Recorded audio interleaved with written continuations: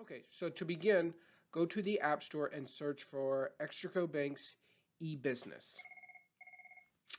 Once you find the app, go ahead and select the Get button. Once the app has been downloaded, go ahead and open the app. Once you've opened the app, sign in using your login ID and password. The password, you'll have to receive an access code. You can choose to have either a phone call or a text message. From a mobile device, a text message is the easiest option. So if you select text, you should be receiving a text, a 6-digit number. Go ahead and enter that into the secure access code and select Submit.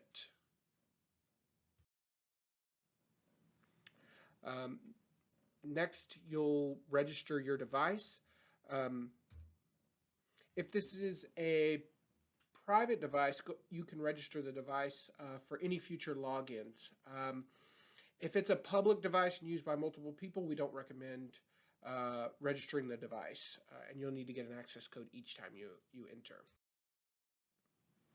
Once you've decided upon that, it will open the app for you, and it'll bring you to your home page, which should look just like this.